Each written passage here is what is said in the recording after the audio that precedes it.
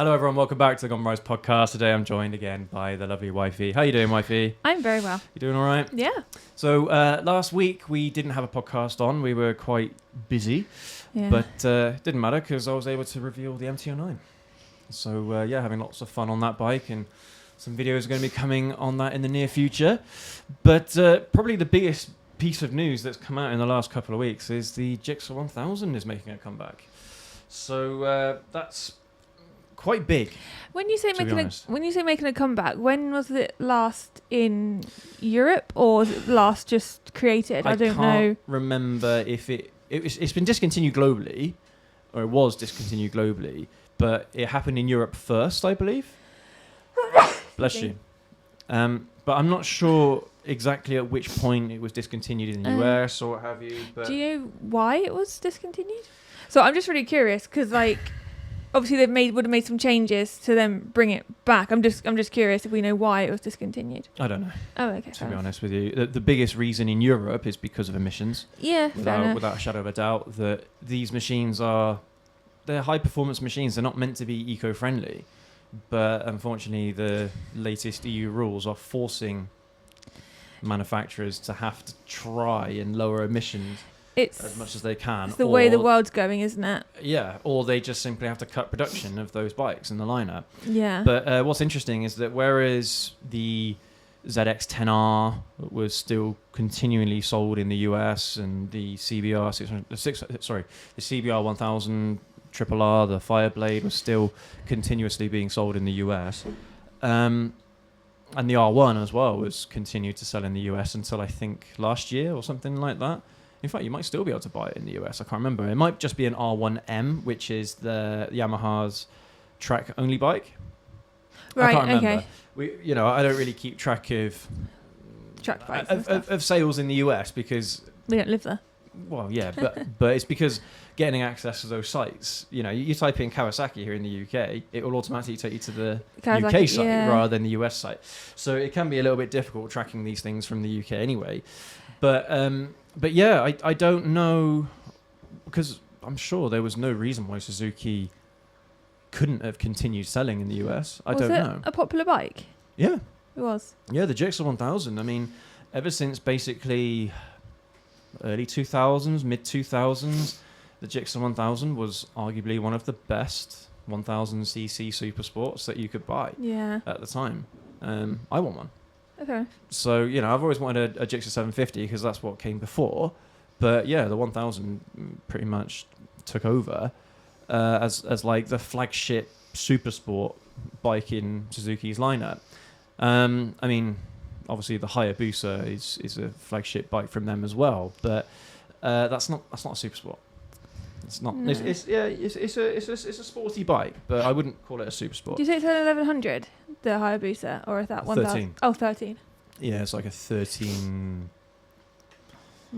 13 something. I can't remember off the top of my head. So it's a bigger displacement engine than the 1000 as well. Yeah. I think the one that was in the Gixxer 1000 is a 998cc, but I think this latest one might be a 999cc. I can't remember. But the Gixxer 1000, the Gixxer 1000, so the GSX-R 1000 has got a 999cc inline 4. But I'm guessing that the Gixxer style is also going to be getting the same treatment with this new engine, but basically it's painting a similar sort of picture to what Suzuki did with the Hayabusa, where they have maintained the engine displacement, but they've had to lower the max horsepower of the bike, and they've probably done quite a few other things, quite a few other design changes to try and keep the performance as high as possible, but still meets emission standards. Do you think it's a coincidence that Yamaha's bringing out the R9 and Suzuki's now announced the 1000? No, because the R9 it's. Is it just different caliber bike? I mean, let's remember that the Yamaha have been making the MT-09 for over 10 years now. Yeah. So it was only kind of like natural progression for that engine to be put into like a super sport frame. Fair enough. To be honest with you, but it's a slightly different caliber of bike as well, because the R9 is producing 120 horsepower. The Gixxer 1000 was producing 200 horsepower, and now this new Gixxer, I think, is producing just under 190 horsepower, something like that. That's rumored anyway. But the rumor, I don't know if this has been confirmed or not, but this is just something I heard on the grapevine, that apparently it's going to feature a cross-plane crank as well. So just like the R1 did before, Yamaha were kind of, well, they still are, to be fair. They're like championing this cross-plane crank engine. I mean, it doesn't really impact performance that much, to be honest with you, but it makes the bike sound different. It sounds unique.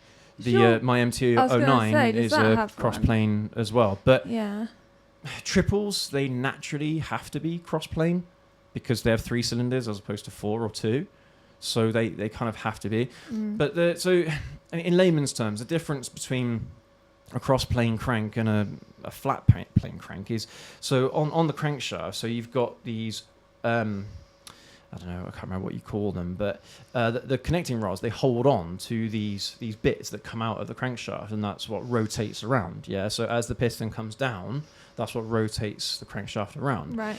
On a flat plane crank, which is traditionally what most bikes use, these so like it kind of goes like this. Right, that's a flat plane crank, right?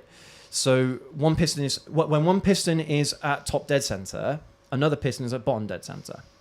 Yeah. Mm-hmm. So, and they go up like this. Yeah. Right. Whereas the cross plane cranks, they will have a shape where instead of the bits where the connecting rods connect to, instead of them being just up and down flat, right, they're actually on a cross shape. Right. Yeah. So it changes the firing order of the pistons. So whereas, let's say with an inline 4 because it makes it easier, 2 pistons are going down at the same time. So that's the power stroke, right? And 2 pistons are going up, right? So they're exhausting.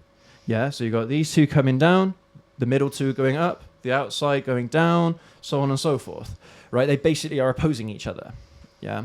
Whereas on a cross-plane crank, you have different pistons firing at different times. Yeah.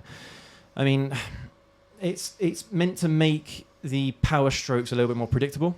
Right. So apparently, I mean, this is in racing terms, but I don't know how well it applies to street riding.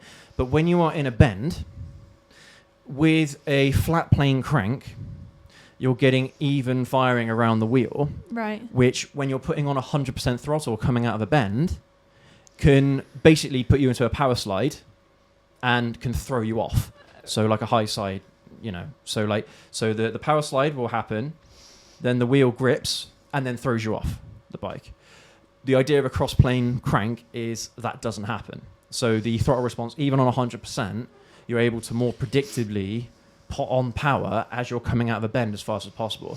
So that's kind of the idea, and it makes it sound different. But I from all the cross-plane engines I've ridden, or I've been involved with, I've really enjoyed them.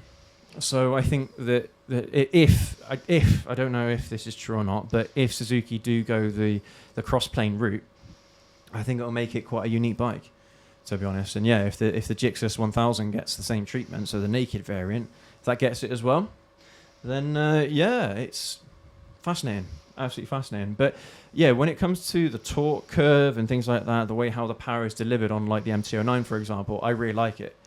I think it's really nice. And I mean, it rides like crazy. So any bike with that CP3 engine, that MT-09 engine, is mad. So to put it, I guess, into a way I can visualize a bit easier, what with this new 1000, what would its direct competition be? The ZX-10R, the Fireblade. Oh, the ones you mentioned. Basically, the main ones. I don't think that the R9 is going to be much of a competition for that kind of market because it's down on power. Right. Simple as that, really. I mean, Yamaha, they might, in the near future, release another 1000 cc bike. They might bring back the MT-10. They might bring back the R1 in a slightly different format configuration, like Suzuki have had to do. I don't know. We'll see. Or maybe Yamaha have kind of put the pin in 1000s and moved on.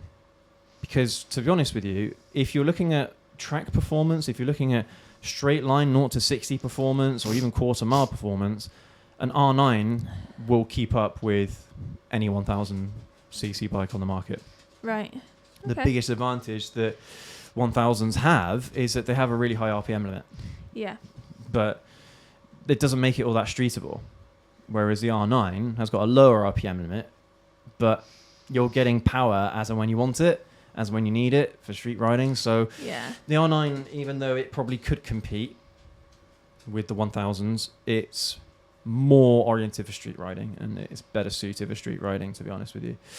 But yeah, so that's the biggest news that's come out in the last couple of weeks. I'm really happy that Suzuki are just like Kawasaki and Honda. They're still holding on to the torch. Yeah. They're still torch bearers for this 1000cc platform, despite ever growing restrictions on emissions. Oh, there's a market for it, isn't there? Clearly. I think there is, to be honest with you. The 1000cc market. I mean, well, it's funny because these bikes, they don't sell very well. Oh.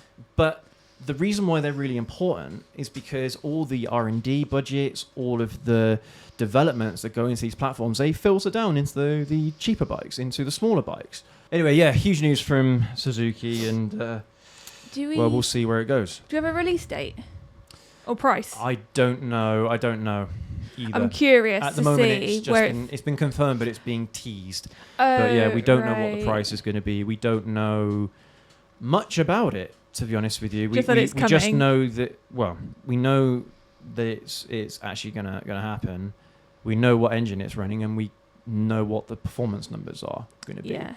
But yeah, until we actually get our hands on it, on the new one, we don't know how it's going to run. Bet If you it's- can't wait. Oh yeah.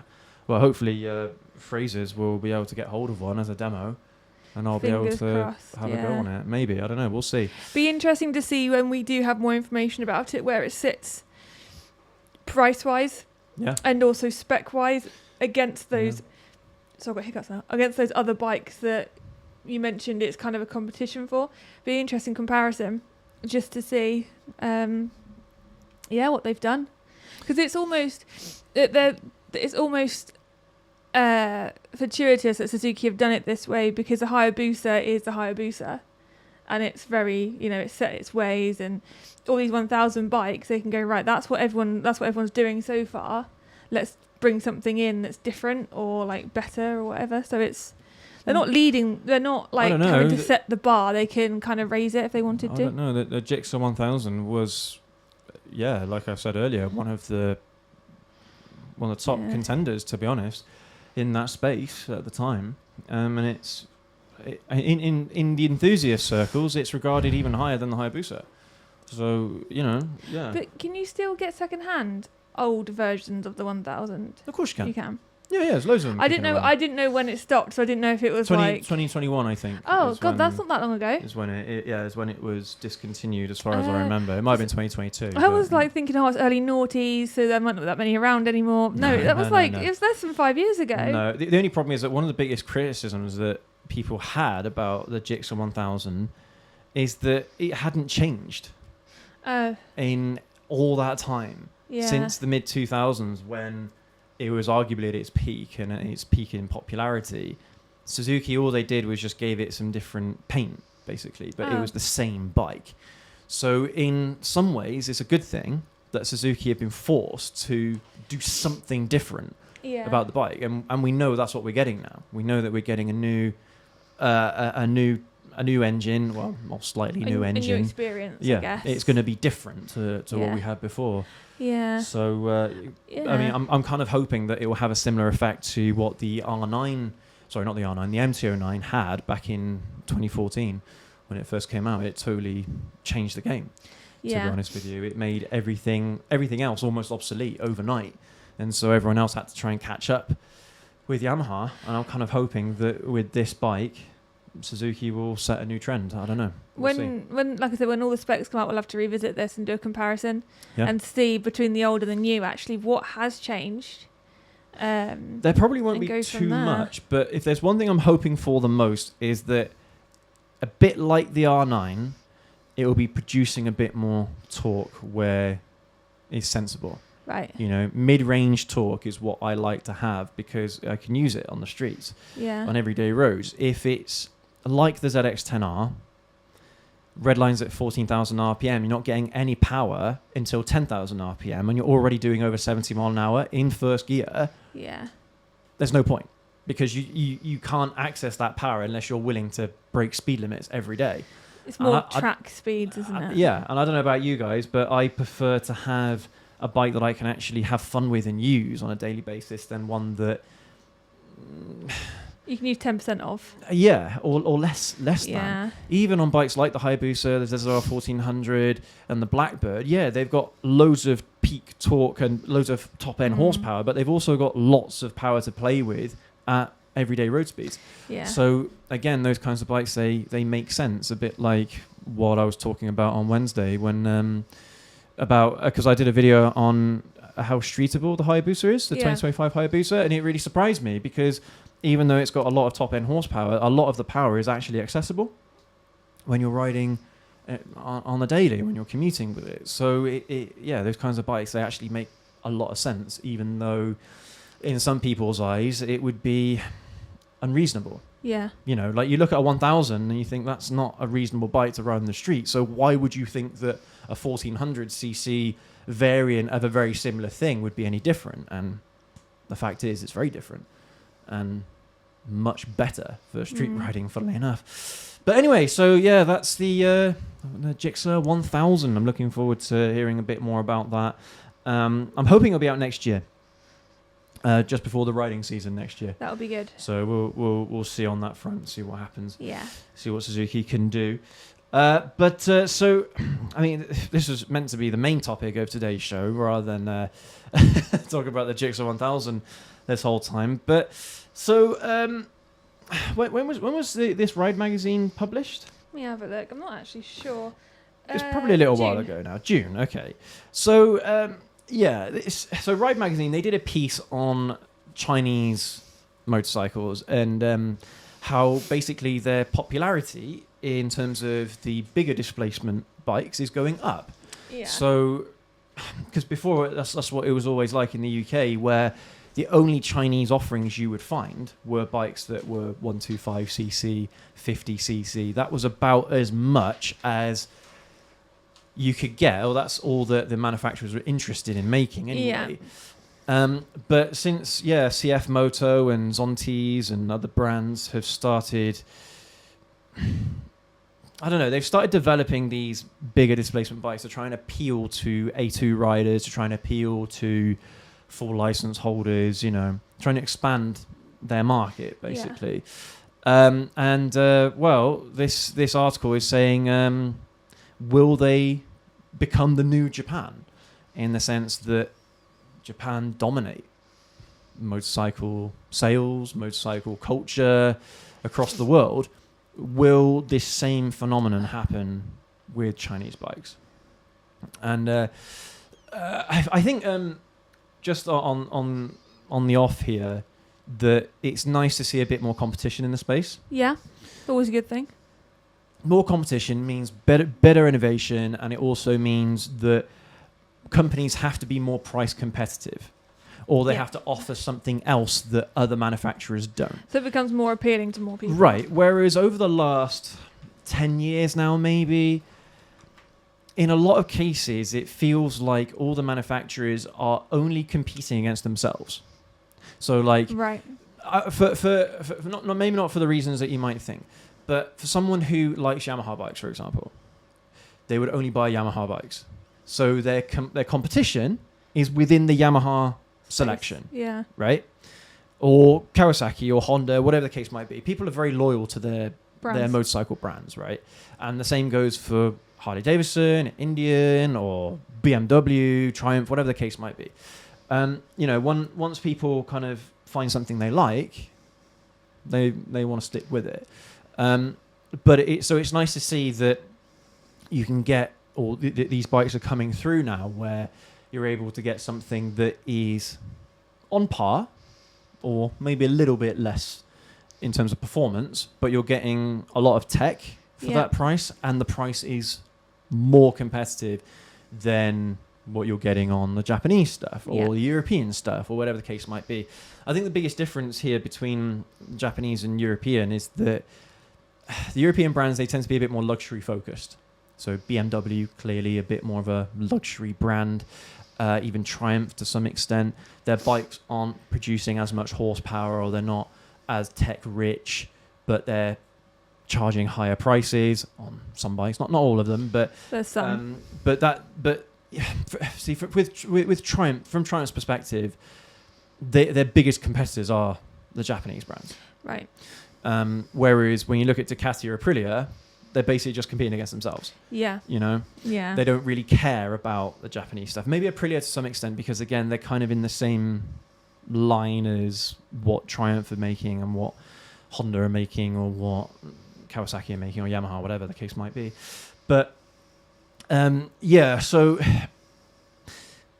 it's going to be interesting to see how the market shifts when these Chinese bikes get a bit more coverage, when they get in the hands of reviewers and things like that.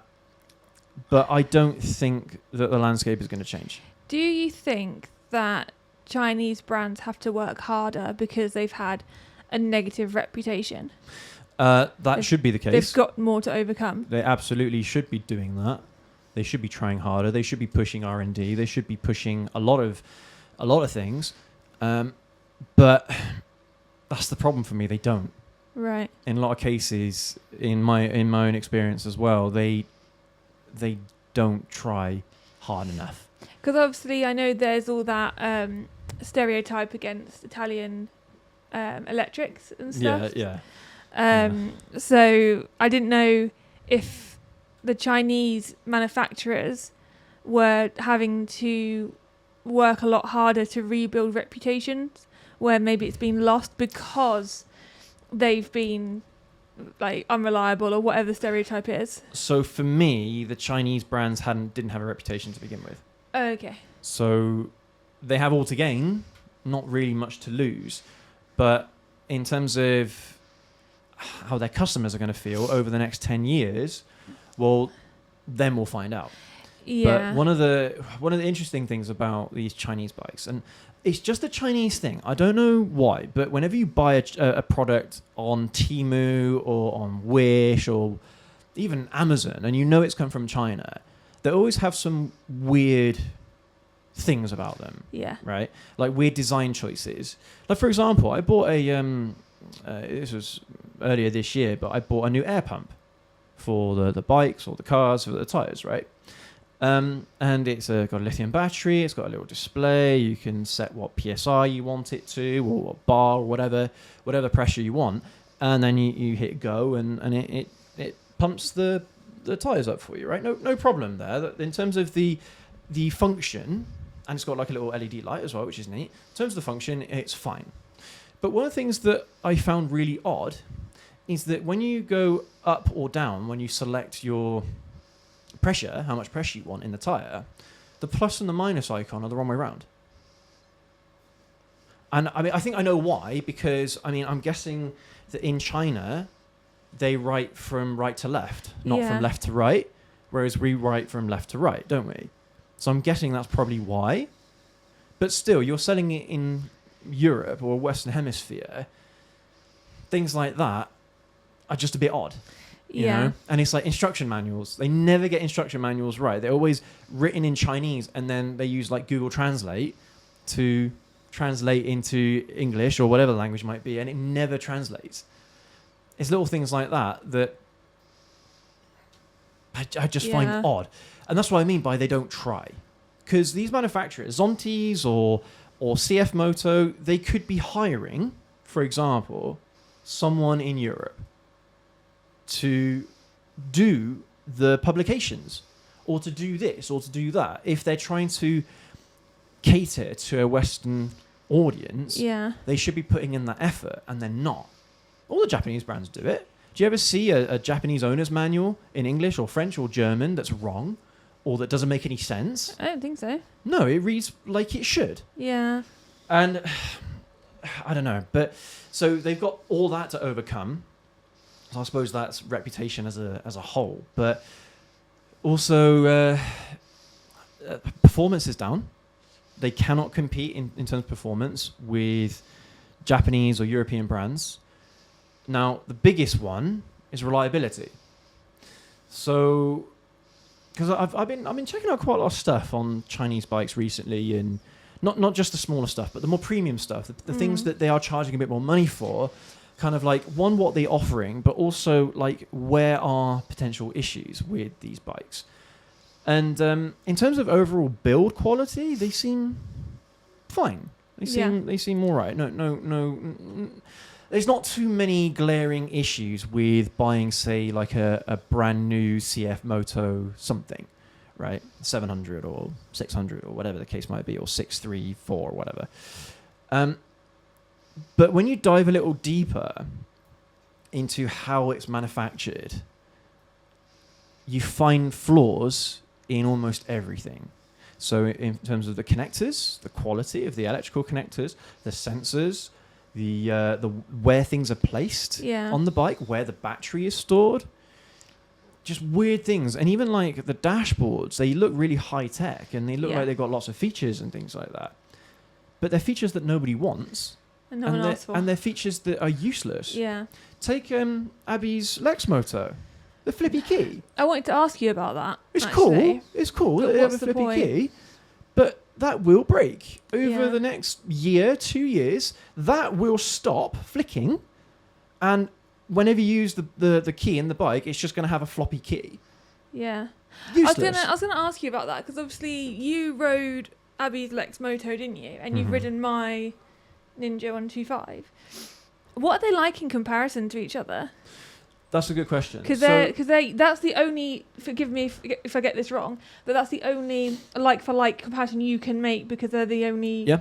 In recent times, they're the same caliber of bike and all that. One of the things I was really impressed with was the torque.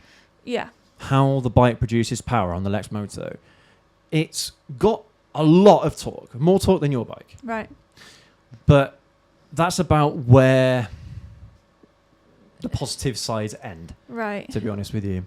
So one complaint that I had was with the gearbox. Gearbox was rubbish. Oh. It kept on missing gears. Yeah. It kept on finding false neutrals. I had that issue. Abby also found that issue with the bike. Also, it's quite heavy for a 125. It's big and bulky. It doesn't need to be. Yeah. Not as nimble as your bike.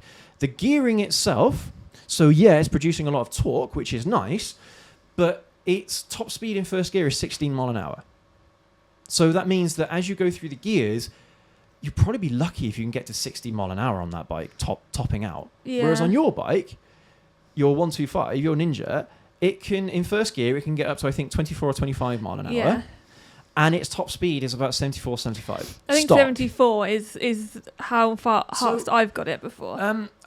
One other thing that the Lex Moto does have, the Ninja 125 doesn't, is a gear indicator. I don't care about gear indicators. I don't think you need to learn with a gear indicator. It's a nice to have, not but necessary. I understand that beginners, they want to know what gear they're in, and it makes it a little bit easier for them. Yeah. It helps them with their confidence. That's fine. I get that. So that's another cool feature the Lex Moto has that the Ninja 125 doesn't. But I wasn't that impressed. The clutch feel is awful. I was going to ask, if we put aside performance, talk to me about the quality. So from the outside, the build quality looks fine. It looks nice from the outside, but then once you start riding it, is when you start seeing that everything is a bit rough. Yeah. Even like the throttle feel. For me, as an advanced rider, I didn't care. I thought the throttle felt great. I liked the torque, as I said earlier. But for a beginner, it feels like all or nothing. So it feels like you're going way faster than you actually are. Yeah. And where, as a beginner, you need to learn how to feather the throttle, you can't learn that. Because it gives too much. Whereas on your Ninja, you can. Yeah, I'd be honest, like, I know, and I've said this before, I was very fortunate. I was in a position where I could buy a more expensive bike. So my bike is probably twice the cost of her bike. At least. And that's not me throwing shade at all, because everyone's got to start somewhere, and I started later than Abby. I was 9 years older than her I was 13 years older than her when I started. So I was in a better position, but yeah. I just think if every time, if you buy a 125 and because typically you are going to drop it, like we've spoken about that a few times, haven't we? Yep. If you know that you're probably going to end up dropping your 125, okay, you want to drop a cheaper bike, of course, because it's less, but you don't want to worry about bits falling off it every time you drop it. It's not even that for me. If I bought a Japanese 125 that was 10 years older than the Chinese one, it would still feel better to ride. Yeah. I mean, so one way where the Lex Moto you could think as more advanced than the Ninja 125, it's got an electronic throttle. Right. It doesn't have a cable throttle. It's ride by wire, so it's an electronic signal that goes from the throttle to from the handle to the throttle body. Whereas on your Ninja, it's a cable. It physically, so as you twist it, you're turning a cable that manually opens the throttle, right? That you could think is more technologically advanced. A ride-by-wire throttle is going to be better than a cable. That's not the case whatsoever. The amount of refinement that you're getting in terms of feel and throttle feel from the Ninja as opposed to the Lex Moto is worlds apart. Even though one, in some respects, is more technologically advanced than the other. I wish I'd sat on it now at least, just to feel how it felt. But it feels, the Lex Moto feels much sportier. Yeah, than your Ninja as well. Sportier, doesn't it, though? From an enthusiast perspective, or someone who wants to ride a sport like motorcycle, the Lex Moto would be a more realistic fit. But again, it's not that beginner friendly. Yeah. The Ninja 125, the way how it sits ergonomically, is much more suitable for beginners. But this is what I'm saying, is that the Japanese brands, they have a lot more, not just experience, but they think about these things a lot more than Lex Moto or than Zontes. That's the problem. And like, even though you could get a Chinese bike, whether it's 125, 500, 1,000, I'm sure it would be decent. Yeah. But it isn't what the Japanese can do. It's going to be a different experience. Yeah. The only real reason why you would buy a Chinese bike, in my humble opinion, is because it's cheaper. Cost, yeah. And like, again, you've got to be one of these people that's willing to fix it, because you will be sending it in for repairs a lot more than you will be on something that's Japanese. So like, again, if you bought like a Zonte something and it's brand new, even if it's just a year old or not even a year old, you will have problems with it. So if you're happy tinkering with a bike, you're not going to worry about it. Might be the brand for you. You know, it'll be okay. You'll be all right. But if you are one of these people that wants to have something reliable that you don't have to worry about, you don't have to keep taking it over to a mechanics every couple of months, then it's not going to be the bike for you. Yeah. Something that is Japanese, on the other hand, 90% of the time, that's how they work. They're something that they are maintenance free in far more ways than the Chinese stuff. One last thing as well, when it comes to maintenance, all of these Chinese bikes in the owner's manual, they will recommend higher or more frequent servicing intervals than the Japanese brands do. So that tells you what metal they're working with, the quality of the materials that they're working with. You get a Suzuki or a Yamaha, you will service it once per year, maybe 7,000 miles. So oil and filter change every 7,000 miles. Yeah. On the Chinese bikes, it's half the mileage for the same amount of time. It's not very, just going back to like the 125 thing, because that's kind of more my wheelhouse. It's not very beginner friendly if you're getting a bike because, you know, maybe you're a student and you've got a fixed income, or you know, you're someone who just needs to get it from A to B, and all you can afford is a Chinese bike. To then, because obviously to begin with anyway, it's expensive to buy a bike, to do your CBT, to get your equipment, to get your helmet, to do insurance and road tax and all those things that go hand in hand with it. But to then consider you have to service it twice a year, say, or basically, twice a year, or something goes wrong with it and you're finding it's in the garage. By the time a year, let's say, argument's sake, I'm probably over exaggerating. By the time a year's gone by, because servicing is £300 a time, say. About 150. Okay. £150 per time. So £300 a year for servicing. Yep. By the time you've had the bike for a couple of years, you probably could have paid for like a R125. Yep. Not saying a Ninja necessarily, but like a R125. Any of the Japanese ones. GSX-125. Yeah, any of the Japanese ones. And you probably could have paid for it and had less hassle.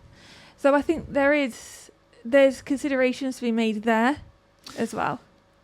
Another issue as well with Chinese bikes, and this might change in the future. This is something that they might actually be able to do something about, but it's not going to happen overnight. Is how resellable they are. Yeah. So you buy them cheap from new, you will have to sell them even cheaper used. Yeah. So there's not a lot of markup for dealers. No.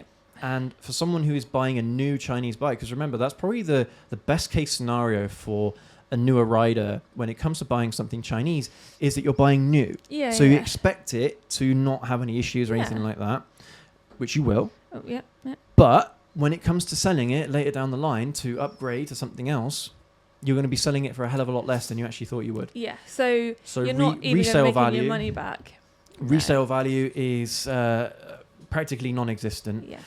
I mean, I watched this video series on MCN, which, funnily enough, actually has just... Oh, no, it's not MCN, sorry. It's on Bike Social. And they just finished the series, but it was over a year, where one of their journalists bought basically a brand new Zonti's... I can't remember what size it was or whatever. I can't remember what the bike was. Yeah. But it was a bigger bike, a higher displacement one. And they bought it, and the idea was that they were going to ride it for a year, and then basically sell it. No? Yeah, sell it, yes, but go through that whole process of owning, riding, using it on the daily, using it for X, Y, Z, Maintaining. anything that a normal owner would do of a motorcycle. He did this over the course of a year, and then would report his findings, and it's absolutely fascinating because. A lot of the stuff that I've mentioned today is reflected in what he's saying. Right. But one thing that, and again, this is just something with Chinese manufacturers where attention to detail is not there. Right. The wheel alignment was off, and you can't fix that. No. Because it means the frame's bent. So basically, as he was riding around, the handlebars had to be skewed in order to ride straight. That's confusing. That's what I mean. Doesn't scream great manufacturing, does it? It's not great. When the frame is bent and you can't fix it. You can't fix that. Yeah. And you won't find that with European brands or Japanese brands or American brands. You won't find that with any other brand. It's just the Chinese. That's something they can sort. Things like quality control, things like attention to detail in the manufacturing, all of that will make them significantly better, and over the longer term will make riders trust them more. Righto. Yeah. That's what they can do to fix right now. Yeah. The problem is that they haven't fixed that. They haven't done that. In the 20 years that I've been riding bikes, they've never improved on those key aspects of motorcycle sales, the manufacturing and the quality control. Yeah. And that's the biggest issue. Until they can fix those issues, I mean, let's be honest here, you guys. The whole reason why things are made in China is, and a lot of things are, is just because of labor. It's cheap. Labor is very cheap over there.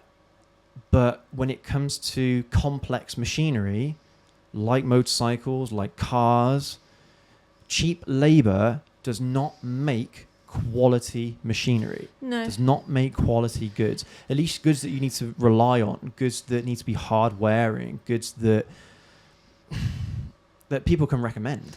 Yeah. You know, when it comes to toys or when it comes to microphones, when it comes to, I don't know, whatever, phones, they're not, because they're easily replaced over a short period of time. They're easily replaced. It's not a big deal.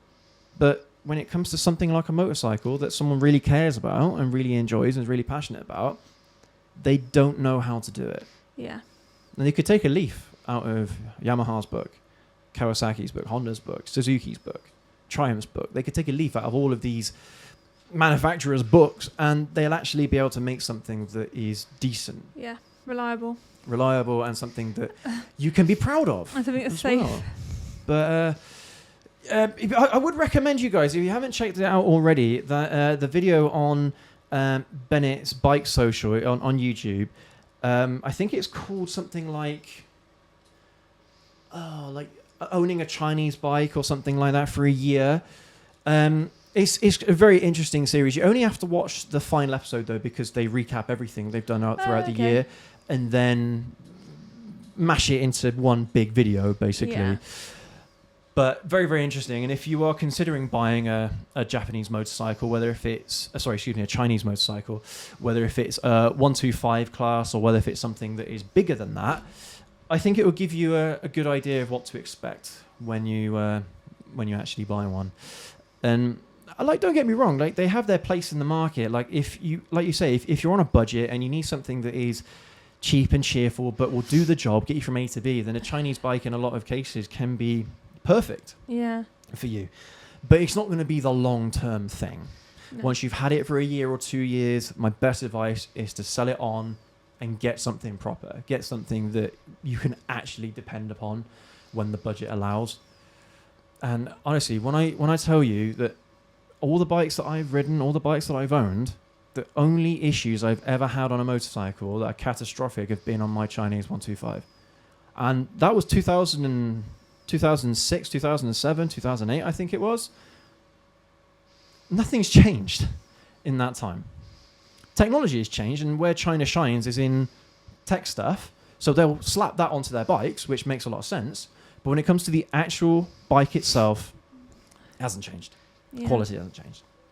I hope it does, because, we need some competition that comes in that can undercut everyone, because it will force Yamaha, Honda, Suzuki, Triumph, Kawasaki, Aprilia, BMW. It will force these manufacturers to try and make something that attracts an audience that is more budget conscious. Yeah.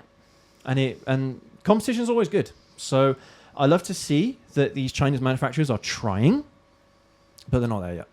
And they probably won't be for a long time. There's a long road to go, yeah. Yeah, until they can fix those issues that we mentioned today, I don't think they're going to be any competition to anyone, unfortunately. A lot of these manufacturers, the legit manufacturers, they will have parts that are made in China.